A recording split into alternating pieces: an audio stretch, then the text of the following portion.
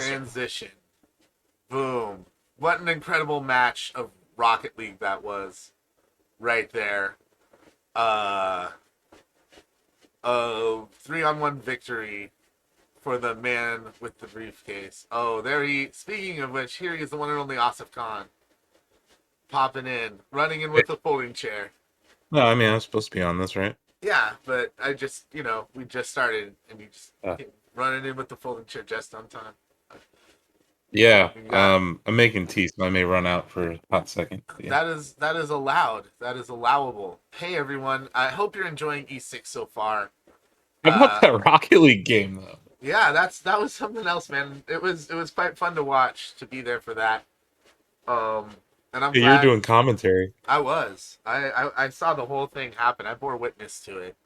I wrote it down, so history will remember it in the Well, now tomes of Shacknews. now that it aired during E6, it's part of it was already part of Shacknews Immortality, but has just been further cemented.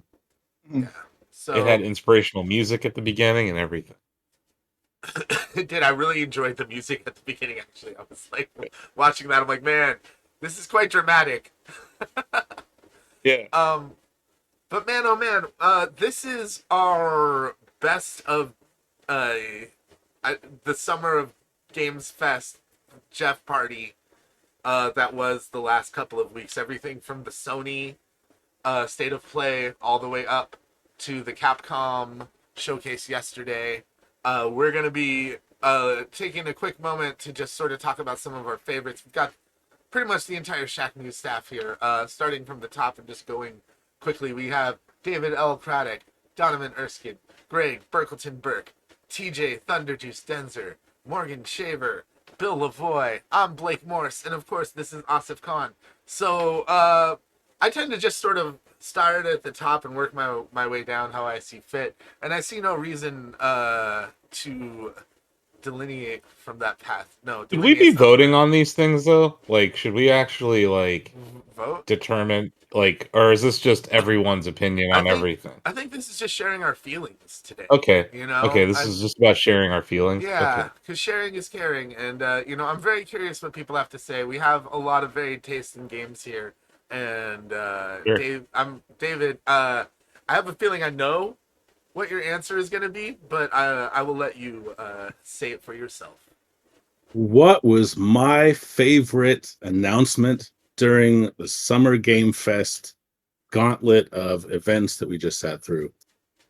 Well, I would have to say it was Resident Evil 4 Remake. I've known about this game's. I know. I've known about this game's production for a while, so it's kind of cool to see it come out into the sun, and I'm super stoked to play it. Yeah, it looks good, man. It looks damn good. And I can't deny Capcom has been cleaning up with these remakes. I think a lot of times you hear remake and you're like, oh my god, like the same game for the 100th time on the 15th console. But RE2 and 3 were like games that really benefited from a remake. Absolutely. And one, I say this a lot, but Capcom to me is still the standard bearer for remakes. Like they've been doing this since 2002, a mere 6 years after the original Resident Evil came out. They were like, nah, we're going to do that again. And to their credit, they do that really, really well. It never feels like a retread. It hasn't yet. So yeah, I'm pretty stoked for RE4 again. Yeah. And man, even some of that Resident Evil Village content that they revealed. DLC looks pretty strong. Yeah. I like playing 7 and 8 in VR, but I'm open to new styles, new interpretations on my favorite franchises, but I'm one of those people who just never really felt quite immersed enough, ironically, in first-person Resident Evil. It's never really felt like a Resident Evil experience.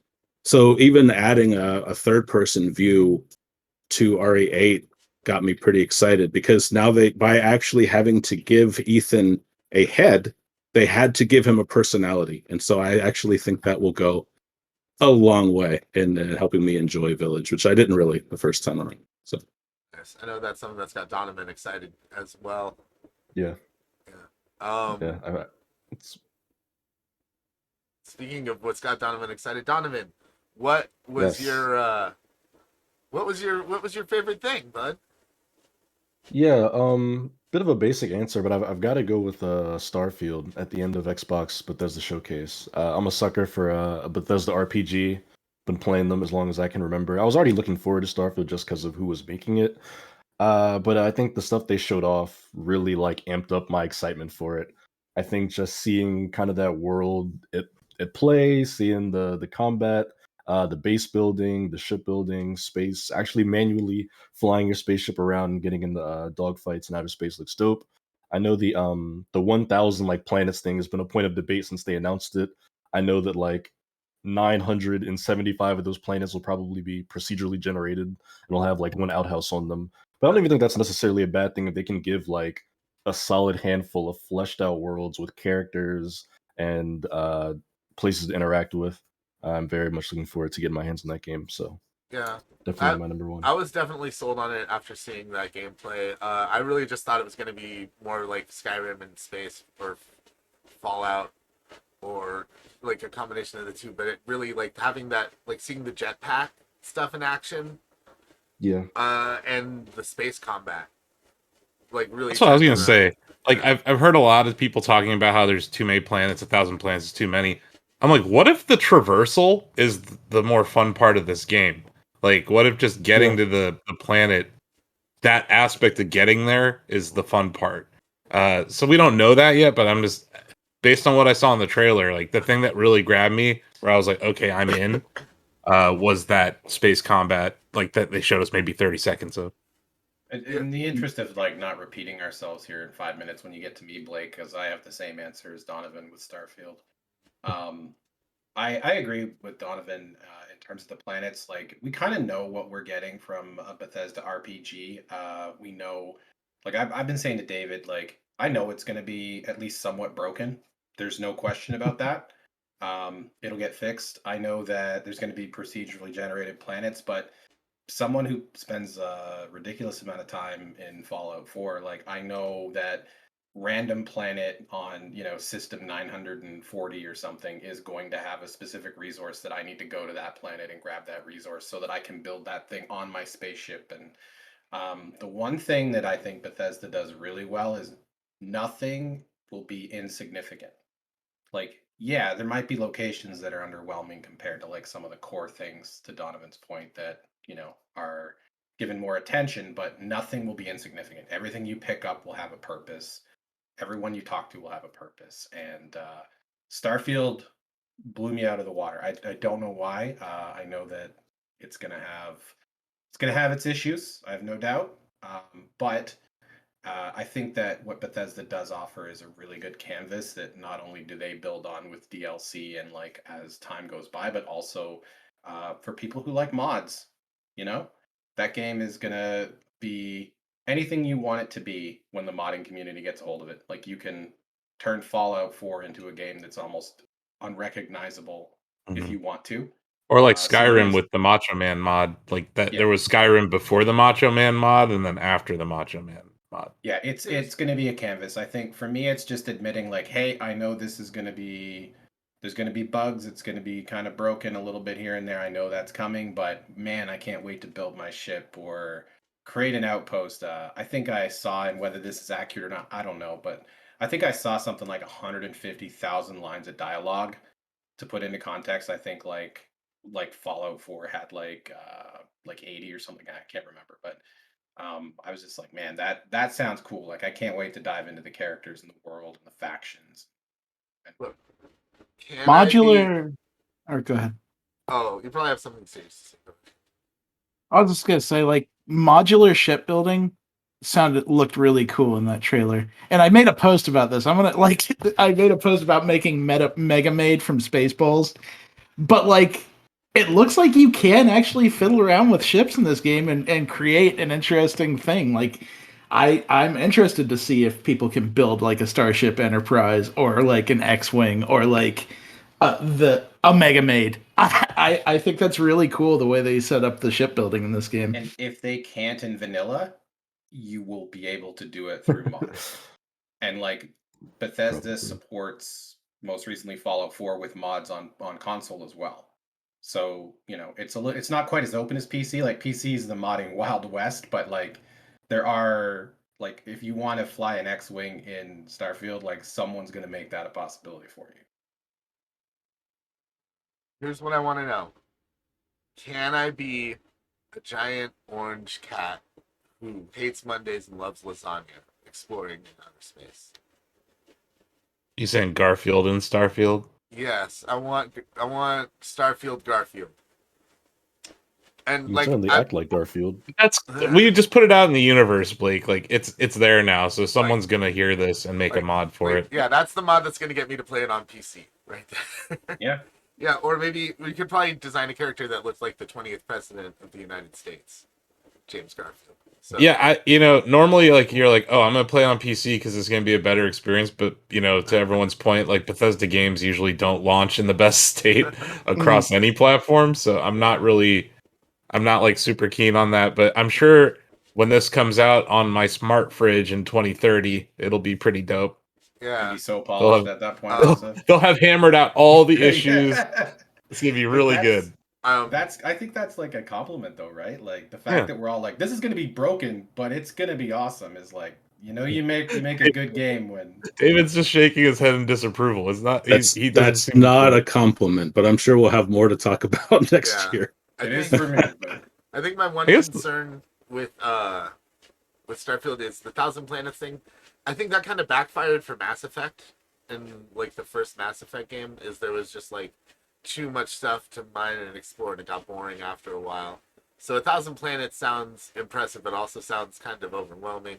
So if they find a balance, though, if they find a good balance, I think Bethesda could do it. Like I think they've had 11 years of feedback, both positive and negative, from Skyrim to kind of roll into the design of Starfield and things to consider.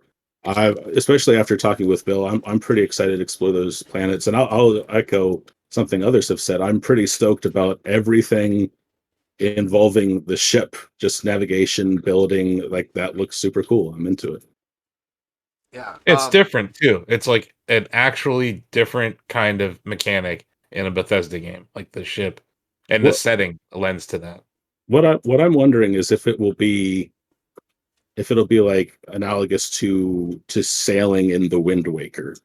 That was pretty cool and majestic and immersive at first, but after a while, and they corrected this in Wind Waker HD, like you wanted to move faster. There wasn't really a lot to do between the islands, but that was almost 20 years ago at that point. But that's just the first thing I thought of. Like flying will be cool, but if there's a lot to do outside of flying or while I'm flying, I think that will enhance the experience too. What I'm looking for from the ships is, and I've mentioned this to David briefly in our conversations talking about Fallout, is that in Fallout, like I have not a base, but like literally a home. Like I actually bought a home, and I kind of use that where I can go out and play the game, and I can do quests, and I can explore, and then I go home.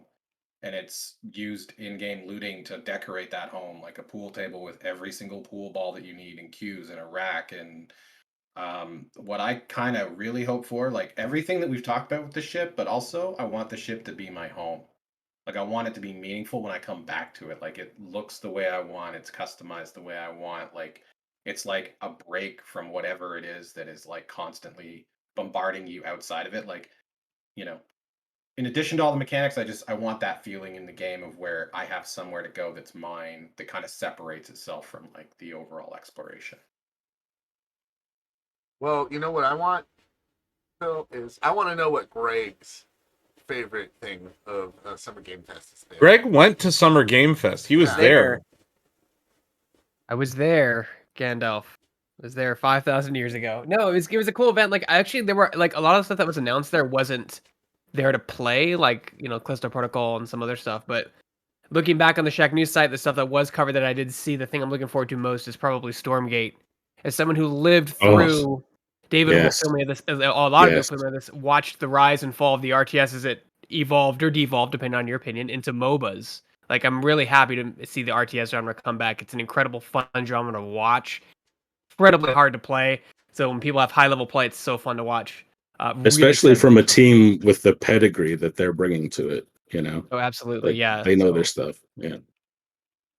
Yeah. Good pick. What yeah. about Street Fighter, Greg? I mean, I haven't played a Street Fighter game since Alpha Strike. I was more of a Marvel guy, so like all the Versus series stuff was the stuff that I played royally. Like Alpha Strike was the last one I played, which was that was the TG. That was the 2D one, right? That was still sprite based at the time, if I remember. Street Fighter Alpha? Yeah, it was still 2D. Yeah, that was the last Street Fighter I played. I mean, it felt good, felt like Street Fighter. I mean, felt good. I mean, I'm terrible at it, but it definitely felt good.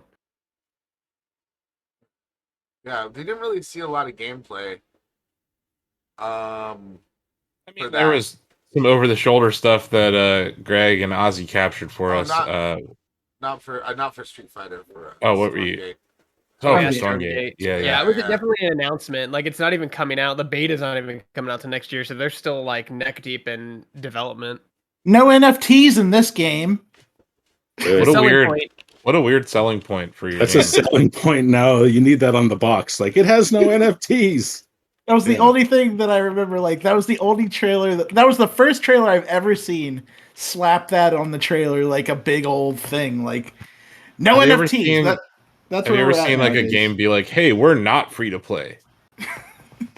It just seems like a weird thing to announce to the I think world. it was tongue in cheek. Like, it seems like every game announcement comes with an NFT. So they're like, and don't worry, we don't have one of those. Like, they're just kind of Yeah, it seems that way, David. But then we just went through an entire weekend with 0 NFT news, so it's like it seems kind of blown out of proportion. You by know the what it games reminds me industry. of though? That's how second screen experiences worked like 12 years ago. You heard a lot about them and then nothing because Yeah, I remember bombs, Xbox you know? Glass.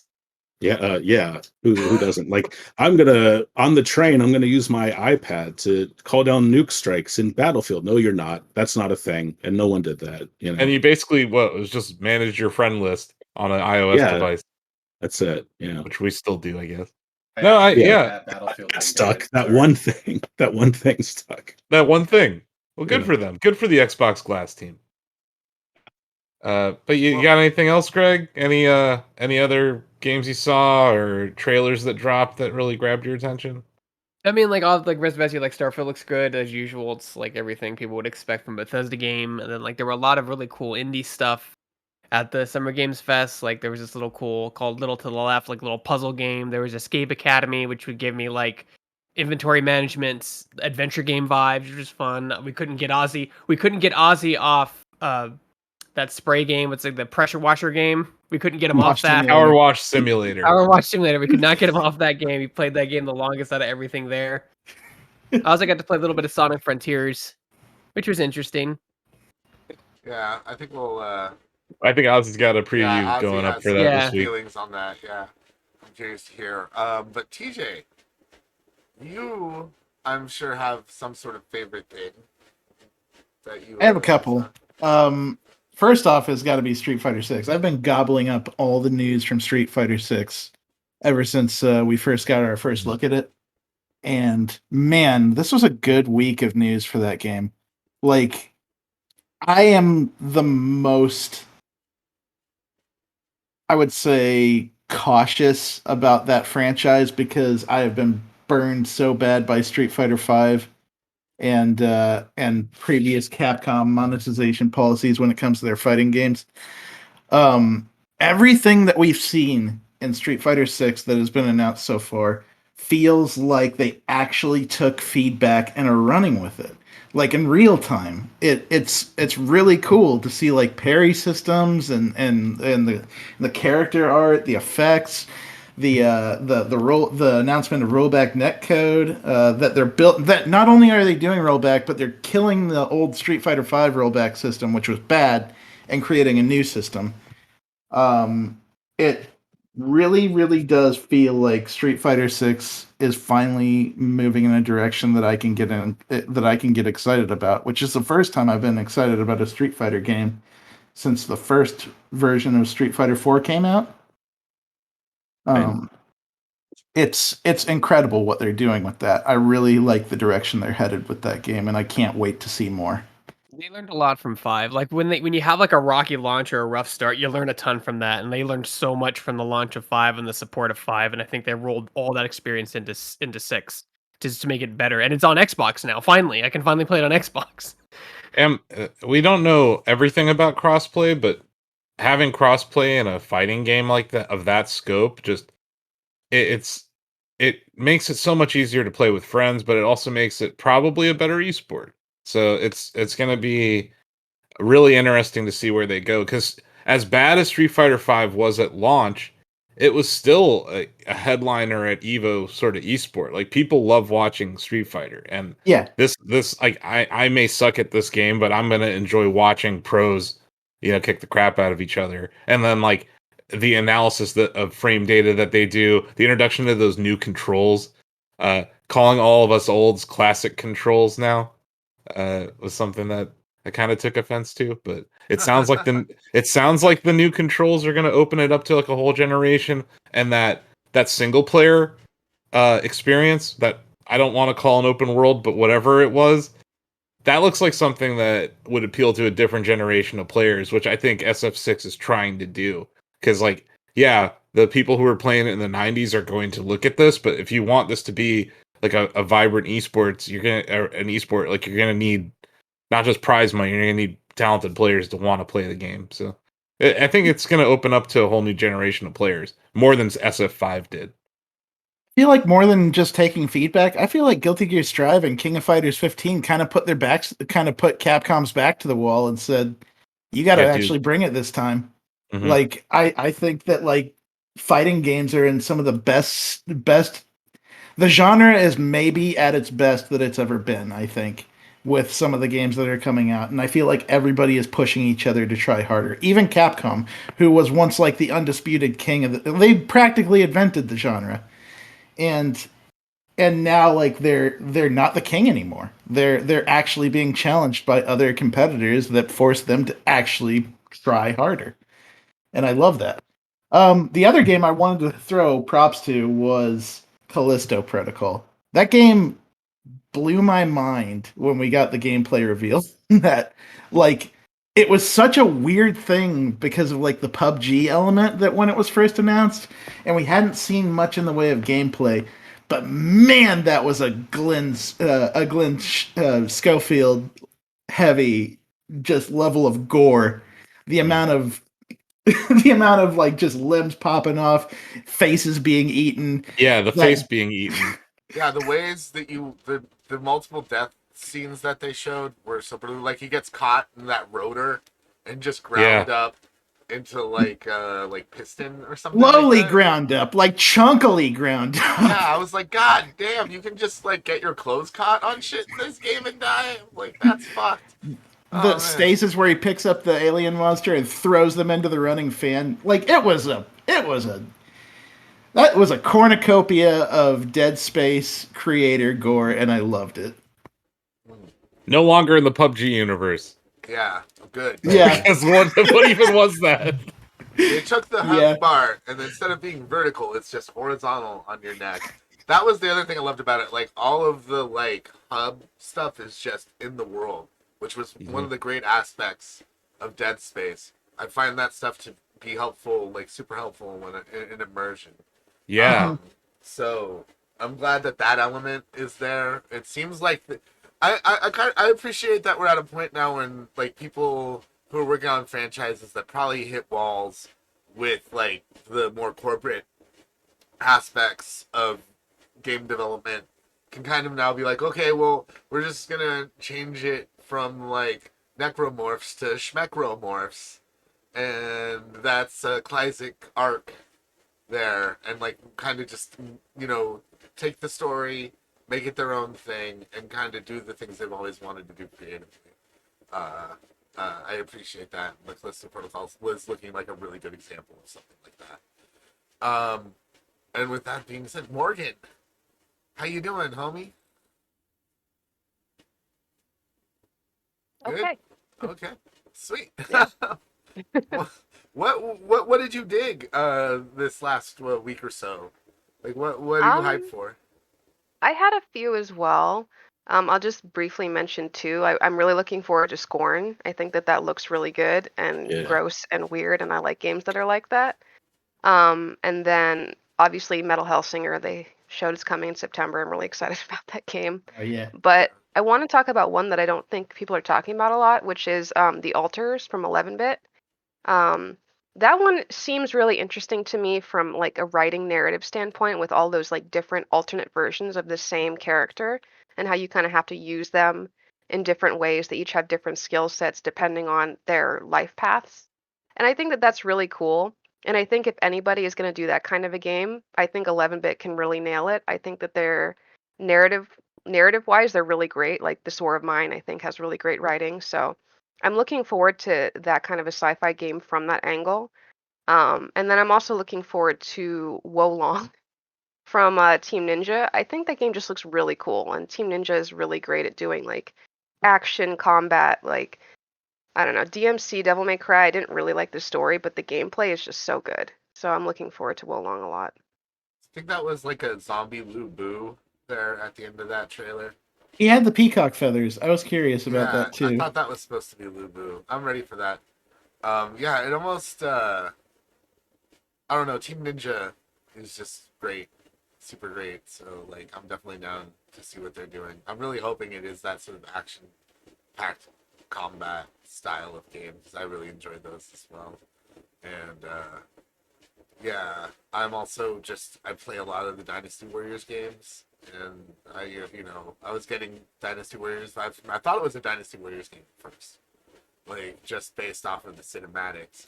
It's just like, oh man, okay, but yeah, something new, something fresh, kind of maybe still with a similar narrative or something like that. But yeah, I'm very curious to see more of that as well. Absolutely. Mm-hmm. Was that it for you? Yeah, I mean, I liked a lot of stuff that I saw, but I think those were kind of my top ones. Yeah, Scorn, that like H.R. Geiger style artwork is like super money, and it seems to all be really inspired by that. And yeah, it seems like it's not like a traditional like FPS either, right? Yeah, it looks odd. I'm Hmm. curious about how that's gonna play. Yeah, it looks like you had like an umbilical cord or something like that. Yeah. Creepy, super creepy. I don't know. That's gonna be a game where like I'm just gonna need to play it with all the lights on in the middle of the day, because I won't be able to sleep Or we can afterwards. just watch David play it. Yeah. Or Morgan. Yeah, I mean, Blake and I were talking during the stream. Like, at first blush, it looked like something made in the latest id Tech. Like, it looked like a Doom or a Quake game. Yeah. But then it just took this left turn, and I was digging it the whole time. So I'm with Morgan. I'm really excited to see how this game turns out. Mm-hmm. We thought it was Quake at first, which would have been nice, but we didn't get any new Quake. Quake Champions is still in early access, folks. We What are mentioned you talking about? We're not allowed to talk about that anymore. We can't. Yeah, You said. That's right. You That's said. right. I know. Sorry. I'll call it QC from now on. Okay, thank you. Man, Bill, Still in early access. Yeah, It is. Bill, we already talked about Starfield. So Wait, was there... Bill, tell me about your favorite bear game from the events. Honestly, there's a lot.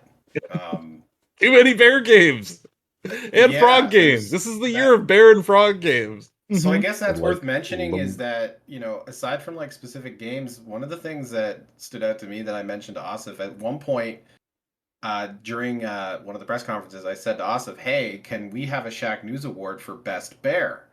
And he said, sure, if you'll write it. And like, I don't know, like 48 hours later, it's like 10 o'clock at night and I'm texting him. I'm like, what award did I want to do? And he's like, I don't know. The next day, I get a press release about Lumberjack.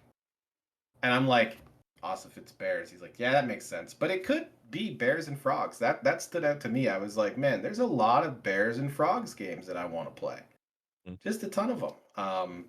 But Lumberjack is TJ. You played it on Indie Delicious, right? Played it on Indie Delicious yesterday. That It was like hilariously a fun. super sleeper pick of something that I got a key and I'm looking forward to to play in that. But other than Starfield, because we talked about it to death, I'm actually looking forward to, as a huge fan of the PS5 release of The Last of Us. So I Yeah. believe it's an actual remake, right? Like they're actually like redoing the visuals and whatnot. So Yeah, they were able to but I take. played the game a ton, but you know, Who knows? Who I'm knows? into it. The line is so blurred. I'm into it too, but like it's weird because this is a day one buy for me, Bill. Yeah. But it's I'm gonna like hold it's the out till same. PS6 when they do it Yeah, again. there'll be an HD of this remake. I But needed an it's more 8K like with HDR 60 FPS in 2030. You That's can't what I'm get sure. awesome excited until you see 8K. Yeah.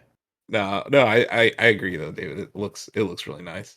it looks great, but it's weird because like, is it a remake? Because they're kind of doing the same thing that directors do to remasters. They're going in like from the roots, rebuilding the visuals, but the performance is the same, which I think is cool. And you know, I mean, one of my pet peeves is people just in the industry specific on the development side, conflating remaster and remake because it is really hard sometimes to tell the difference with this. I think whatever it is though, like it looks really cool, and I'm especially looking forward to hearing more about the new AI. I think that's what's really intriguing. Like I love that the facial animations are closer to the original performance they got back when they probably did mocap this in like 2012, you know. But I really want to see how the AI turns out, because like the infected don't need to be smart. I could see smarter humans. That might be Yeah. interesting. But yeah, Bill, I'm with you. I'm They excited for weren't this. even that stupid. Like if I recall correctly, No. they actually were pretty good. Like you didn't look at it and say, "Wow, the AI needs an upgrade." It's cool that they're getting it, but Yeah. and to be fair, like yeah, I'm excited about this, but I'm when it comes to The Last of Us, like I would have just played like the old version if I had to personally. Like, you know, it's just one of my favorite stories to go Yeah. through. So I'm excited that they're gonna give it a polish, but yeah. I think the only thing that needed an upgrade still is the loading time. And if that's better, then this will be, I'll love it even more than I already do. Well, I guess it's coming to me then, huh? Yeah. Man, oh man, such a blur. I really liked a couple things. Red Redfall? Redfall. Sorry, there's like Oh, 3 yeah. games coming out, like Red Out, Rip Out, Redfall. Yeah. So I'm like, which, what was the second Which half R of that? word? Yeah, which red thing am I Yeah. after? Yeah, no, that looks. I love squad based games. I appreciate that it's vampires instead of zombies for once. I'm hoping that means we'll get more vampire games, because like I feel like it's been zombies for the last 20 years. It feels like we are headed towards vampires, because there was that strand-based game that's vampire related, and then there's like V Rising that's kind of popping off right now. Like it's big. Well, Everything's actually, coming up after the Stay stream. tuned for more. Yeah, we're gonna be streaming B-Resing in a second here, actually. Yeah, I like the class-based mechanics. I definitely want to be the engineer and have a little robot buddy. So like I like that aspect of it. Anything where I can have a robot friend or something like that, I'll be instant appeal, especially in a game I'm already interested in. So like seeing more of that was cool.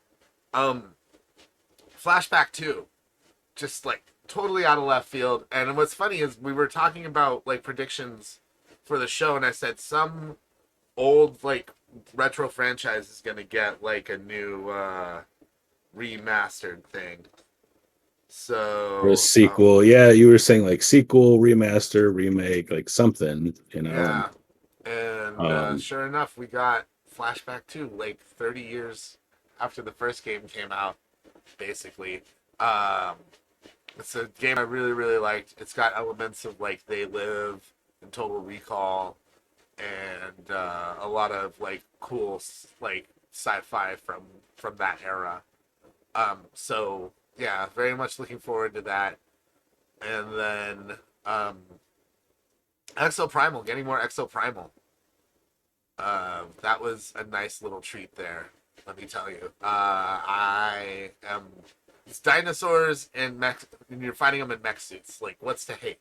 You know, I love Earth Defense Force. I love that series. I like arcadey shoot 'em up games. It seems like there's going to be like a lot of level stuff. The plot is just very tacked on, and I am totally cool with that.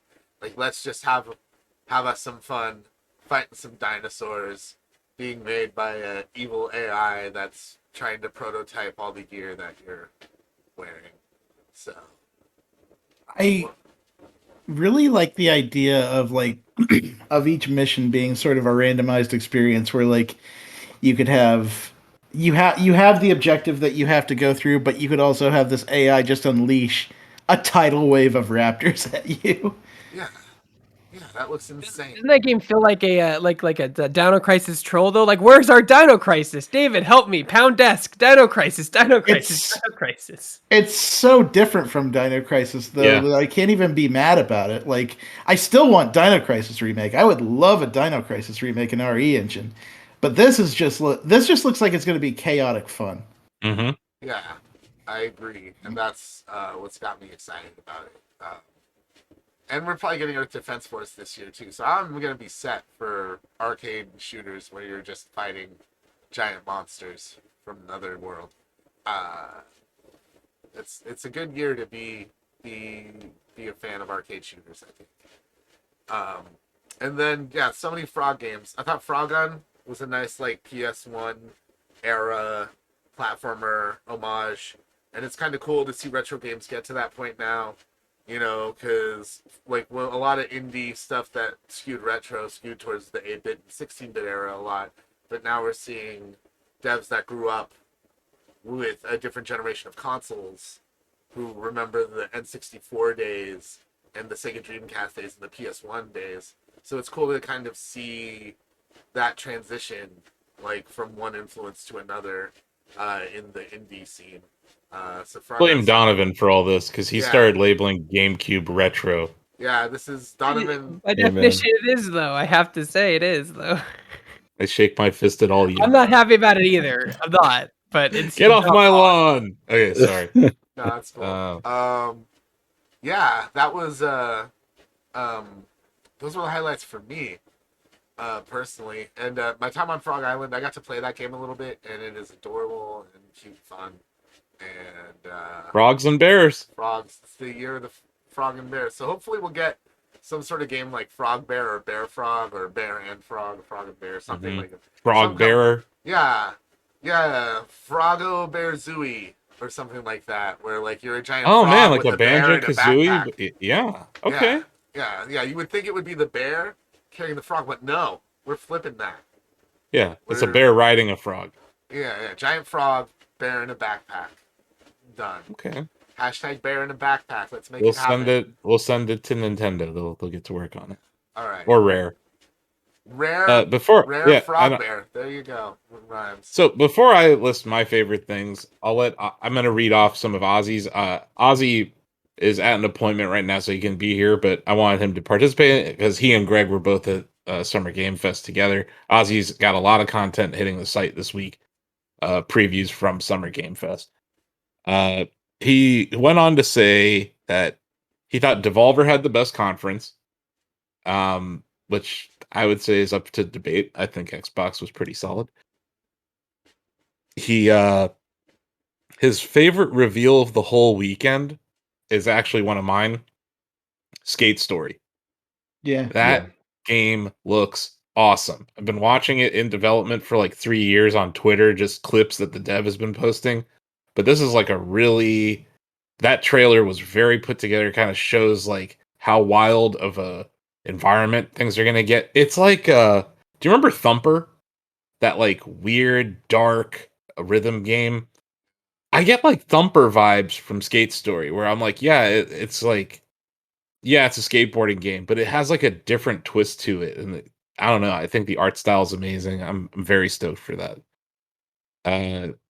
Ozzy also said that Game Pass had a hell of a showing this weekend. Persona 4 for 3, 4, and 5 are coming to Game Pass. That's huge. Dude, the Riot Games deal is insane. That Riot Games deal also huge. So just more wins for Game Pass. And Ozzy and I were just kind of talking last night. It seems like Game Pass is going to run into a similar problem that Netflix did, where it's like you flood the platform with content, but it costs money to get the content on the platform. So eventually, if Microsoft cares about making money, which I think they do, they're going to have to raise the price of Game Pass down the road, because the pie that everyone on the platform is sharing is it's not shrinking, but with more people eating the pie, it's less for everyone. So I think there's an interesting point there just about the future of Game Pass and how Microsoft could paint themselves into a corner that we saw Netflix do this year, honestly. So that I think that's an interesting point to think about. Like, we're always so excited when something comes to Game Pass, but I'm not sure if devs. I would love to talk to more devs about the economics of it. But yeah, I asked Ozzy straight up. It's like, what's your favorite game that you played in person? Because we used to, if we were at E3, which E3's dead, but if we were at E3, we would have done like a best of show that we got hands on with. Ozzy picked WrestleQuest. And that game, like, it seems right up a lot of our alleys, like, because wrestling RPG, like it sounds like it has got good gameplay and a great sense of humor. But Ozzy did say if he had to pick best of show, he would have picked Street Fighter 6, which made him feel old. Man. Oh, man. I still remember the pizza parlor that I beat Street Fighter 2 in the first time I ever played it. And now here we are at 6, and it's just so different. But yeah, like TJ mentioned, we're in a golden era of fighting games, and I can dig it. I'm actually really curious about the open world stuff. Yeah. As for me, like, my favorite things that I saw this past week or whatever, I think the RE4, everything I've seen from RE4 remake looks awesome. And I'm not if it wasn't Capcom on the back of all these great remake releases, I would be worried for a dev to touch such a great game like RE4, because it's honestly a game that I probably would have given a 10 out of 10 if I reviewed it on GameCube back in the day. So like it's a daunting task to remake such a game. I'm very excited for Street Fighter 6. I liked everything we saw there. And yeah, Skate's story looks awesome. There's so many awesome indies out there that just look great. Sony doing that stuff with Spider-Man on PC is huge. I like that Sony is like, oh, we can make money on PC. I'm happy that they realize they can do that. And I hope that maybe some other companies look at that and say, hey, maybe we should do something like that. Yeah, to that point, Osif, they announced The Last of Us Part 1. They actually announced the PC version in the same breath as the PS5 version. They said it'll come along a little later, but this is the first time they've actually mentioned them both in the same breath, which is a big deal. They're probably doing some internal research. Oh, the Aussies here. But yeah, like there's like they're probably not cannibalizing their sales. Because there's people who only play on PS5, and there's people who probably never will buy a PS5 that have a gaming PC. So it's like a broader market for them to reach. Well, and they're also probably losing sales because maybe people want to play it on PS5, but they still can't find a PS5. So why miss the boat? Why let them miss the boat? Mm-hmm. Yeah. But yeah, I don't want to keep listing stuff off, but there was like a lot of great stuff. I thought Microsoft had a really good showing. They did. And Phil Spencer like mentioned it before the show, but like they showed more gameplay than I've seen at a E3-ish presentation in years. So I really did appreciate the amount of gameplay that we saw. But yeah, and then I'll say that everything would be out within 12 months. They did say that. I was really right now. That's a very dangerous thing to say. Yeah, but you're right. Though. They did say that. They did say that. Yes. Yes, I think I've heard that. I doubt it. I appreciate that they at least focused on trying to show us stuff that is like supposed to be coming relatively soon instead of like 2026. Well, not like Blizzard. We're announcing this, and you can play it in 8 years or something. Well, they did get around that with Overwatch 2, going like, "Hey, it's coming out in October in early access." Yeah. So right there is an example of it might not be out in 12 months, but it's kind of out in 12 months. Also, everything's coming to Game Pass. Like literally everything. They have that one slide that shows after each trailer. It's like not the Activision stuff yet, not the Activision Blizzard stuff, but Well, I they feel like haven't that's coming officially- like next year. it's not official yet. They haven't put the ring on it officially yet, so it's up Yeah, in they the- they can't say that yet, but as soon as that's official, especially like I bet Diablo 4 will be the first game since it's launching next year after the acquisition is supposed to be finalized. That will be the first ActiBliz game to be on Game Pass at launch. yeah. Yeah. But I wonder. I want to know who paid who for the Riot Games stuff, because Microsoft probably had to pay them for that.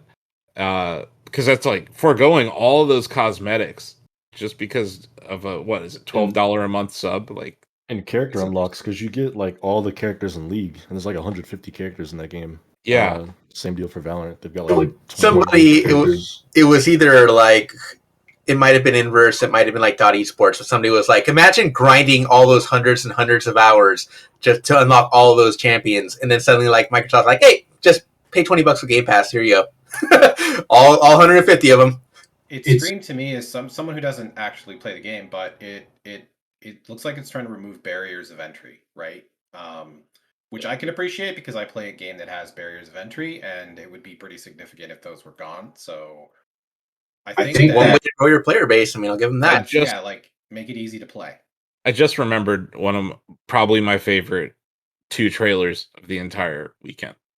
Goat Simulator 3. That the Dead Island spoof was hilarious. It got me. I thought it was That going to be Dead was Island just- too. That was really good memeage. And then the Epic Game Store showcase trailer that they ran was hilarious. Like that from the first person perspective and stuff. Like, I don't know. I think Coffee Stain makes hilarious games, and I like that they skipped Goat Simulator 2 to go straight Yeah. to 3. But yeah, that was like one of those They did random that to ones. mess with us. To mess Yeah. with us specifically. You know, like, wait, everyone, one of us in Slack were like, wait, did we miss 2? Like, was that a mobile game or something? Like, what are we missing here? We just did that with Shack Pets. By the way, 1.0.6 version is out now on App Store and maybe Google Play sometime. But we went from 1.0.4 to 1.0.6. And there's reasons for it, but it's also E6, so we're like, what the hell? Yeah. Counting is hard. Sometimes you forget. So yeah, Goat Simulator 3 looks awesome. Ask Valve. Counting is hard. Yeah. Yeah, that's true. But yeah, then like there were so many indie games that I can't list all of them. But I was super stoked for a lot of those indie game announcements. Some of them look more interesting. There was like another game that was kind of like Metal Hellslinger. Oh, God, it was like Robo something. Robo Beat? yeah, RoboBeat. That I like that there's like rhythm-based FPS games happening. Like Pistol Whip VR is a good example of that in VR, but I'm happy to see that kind of genre come to the flat screen experience because I think it's going to translate really well. And then there was that, what's it called? The Mighty Boot game. Ozzy, you played it at Angryfoot? Angerfoot. I have not played Angerfoot. Mighty Boot. Morgan, did you play it? Someone played it here. Has anyone Yeah, played it? I've been checking it out. Oh, okay. It's pretty good. Yeah, it's a lot of kicking. It's exactly what you think it is. It's perfect. Yeah. It's like Lucas Mighty Boot the game. So yeah, I'm into that. I know our game of the year last year, Deathloop, featured some pretty prolific kicking too. So we appreciate foot presence in FPS games here. It was good. So- That game gave me like a real Duke Nukem vibe. Yep. I'm that's- very interested in it. There's like too many things to go into, but yeah, like I that, want to go mention for it. Justin Roiland's High on Life Squanch games. That looked incredible. I like the idea that like Your gun talks to you. yeah, like your knife is like, yeah, I want to stab more stuff. Get him, kill him, stab him, and then like they just showed him like stabbing a monster in the eye with a dagger and ripping it out of their head, like a Cyclops creature. That looked dope. Trover Saves the Universe was a fun game and really hilarious. And this just seems to up the ante a lot. It looked more detailed. It looked like they'd put something together more like less improv, more fluid linear plot stuff.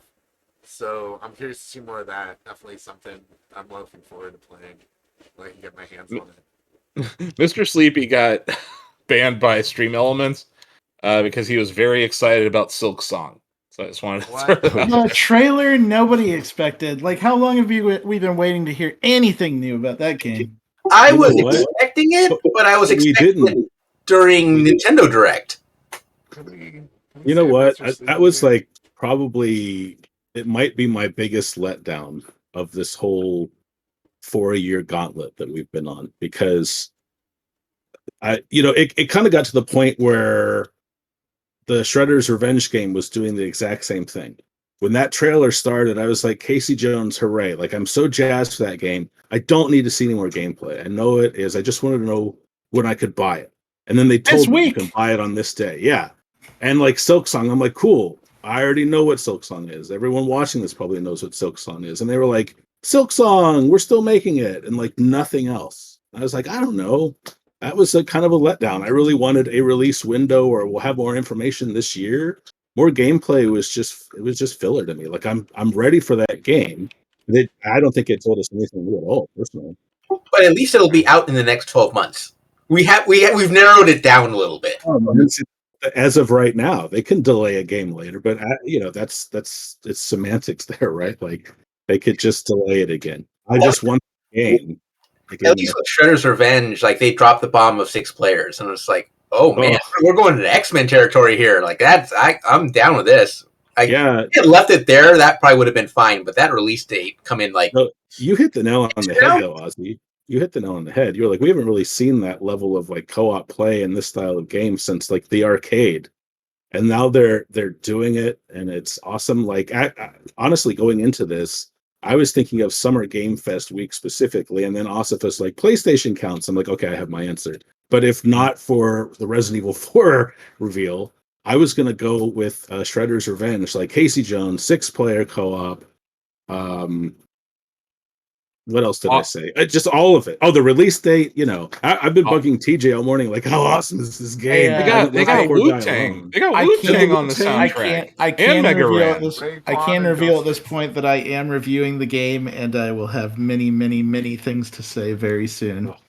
Yeah, that soundtrack looks awesome too. So like, I've been playing that Wu-Tang song all morning. Like, it's so good. That's what I'm saying. Like Raekwon and Ghostface, dude.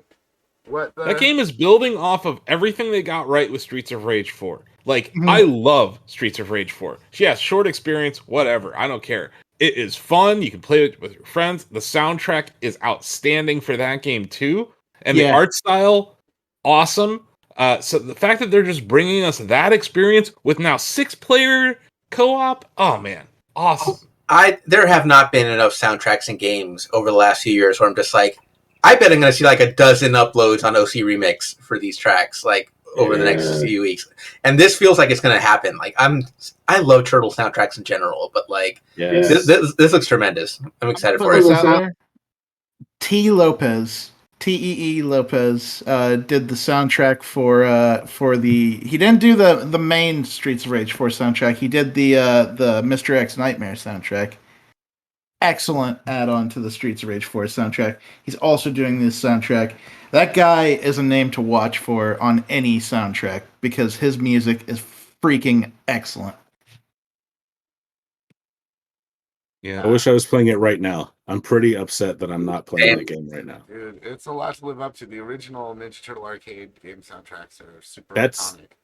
That's my favorite arcade game of all time, the original. And like, I was thinking about it, like, why am I so jazzed for this? I haven't thought about the Turtles really in years, and I'm not really a nostalgic person, but like, it just looks super fun. It looks like everything I could want from a new one of those. Because the last one of these that we really got was Turtles in Time, and that was 30 years ago. Yeah, like when you think, I was like looking back, Ozzy, like they have really botched almost every Turtles game since then, and the formula was always so easy. Why is it taking this long? Ubisoft was so bad. Reshun was awful. Yeah, Ubisoft remastered Turtles in Time, and that was bad.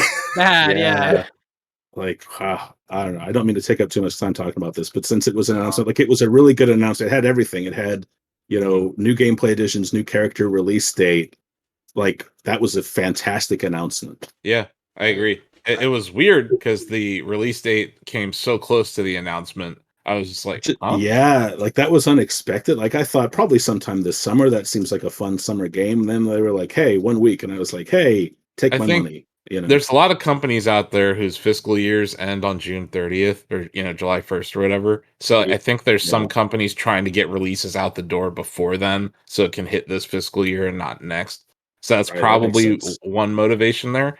But it's also like they didn't rush it. It looks insanely polished. Like and yeah, to your point, like what you brought up about that arcade game, yeah, that is like one of those games at Aladdin's Castle that people were lining up to play for years, and this is going to bring that co-op feel from the arcade like home and with online, which if it wasn't this studio making it, I would be worried. There was a Donkey video where he talked about this briefly. He's like, there's no one else really competing in this space. Like No. these devs don't have to go this hard, but they are, and we love them for wild. it. It's wild. It's Like I wild love that stuff. there's like literally no competition right now for them, and they're still going this hard. Yeah. Like that's what's awesome about it. This is like one of the archetypes, like man versus himself type story, where they're like, "We're our best competition. We're gonna kick our ass," and like it looks like they are. Like it looks just awesome. Yeah, like literally line items. Like I didn't really have any problems with Streets of Rage 4, but it's just like, oh, I didn't have 6-player co-op, and that's awesome. And then Yeah. there's some mention of crossplay too, I think. So Yeah, like it's that thing like I mentioned before with Capcom, where they were at the top of the game with Street Fighter for so long that I feel like nobody pushed them to really excel as hard as they could, which is how we ended up with Street Fighter V version 1.0, in my opinion. And I mean, like, that's not happening with .emu. That's they just keep putting out better games over and over again. It's incredible. Yeah, Street Fighter V is really a case of them.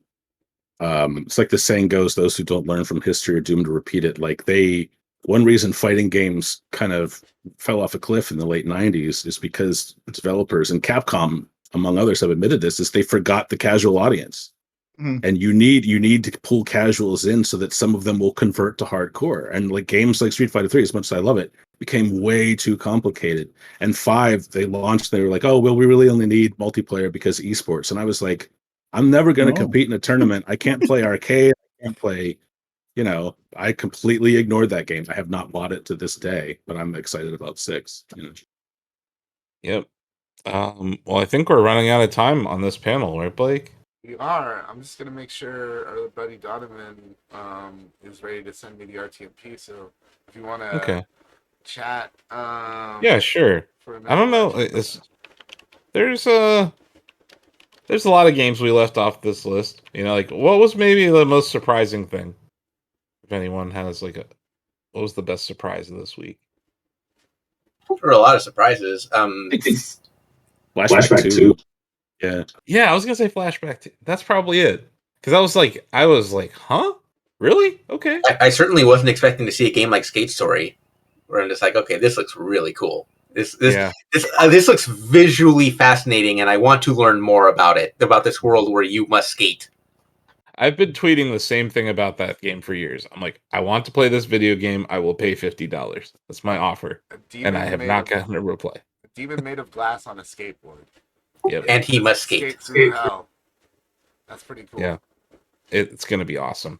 I love seeing like small indie devs glow up like that, like to be showcased in the Devolver presentation like that. The Devolver presentation in general might have surprised me, just because like Bill said it first in when we were watching on Discord, but he's like, this has a cohesive story to it. Like, what is this? This isn't just like random wackiness for the sake of wackiness. There was an actual story going down here. They made a really solid point at the end. Like, it actually got kind of super deep and serious for a minute there. I really appreciate that. I think we talked about this on one of the reaction streams. Blake and Asif and I talked about it. And I think there were parts of it where they, turned too far into left field. But I also thought they made some points that they weren't completely self-aware enough of to make. But I thought the point still stood. independent. Oh, it of was that. quite amusing that they took that whole they dropped that whole take this weekend, and then on Monday their stock crashed 50%. Yeah. Their stock, a U.S. company listed in England for $1 billion last year, is now worth $300 million. So good for them. You know, they made some money, but it's just like they're part of it now. Like they're no longer that like cool. They're not that cool independent company. Like they're publicly traded. They're a Sam's. Like Sony owns 5% of them. Like they are not free of that that stink that's on the entire industry right now. You either die the indie hero or you live long enough to become the man. Yeah, and I think that's what we've seen there. It's just, I think it's really weird for a US based company to go over to England for an IPO. And then, like, I just thought that was kind of sketchy. And then to see them really make fun of the whole industry and mergers and all that stuff, Suda was great in it. Yeah. I'll just say Suda was absolutely outstanding in that. He's going to be outstanding on our E6 panel that we do. I feel like we might have gotten the better Suda cameo for the event, TBH. I mean, the Suda was super fun on Devolver's thing in Mecha Suda, but we've got Suda. We've got the actual Suda 51, not Max Headroom. Suda Prime. Yeah, Yeah. Suda Prime. There we go. I like that. Yeah. So yeah, let's see. I know that Donovan is about to start sending me some RTMP love here, which means we're about to call it a wrap here. This is just day one. We have so much E6 left for y'all. Dude, so much crazy stuff coming up. Like, not only are we about to stream V-Rising with the devs, but after that, we've got a panel with Chef Mike, a sauce talk panel. Like, the one and only Chef Mike, ready to talk with us about all sorts of delicious sauces.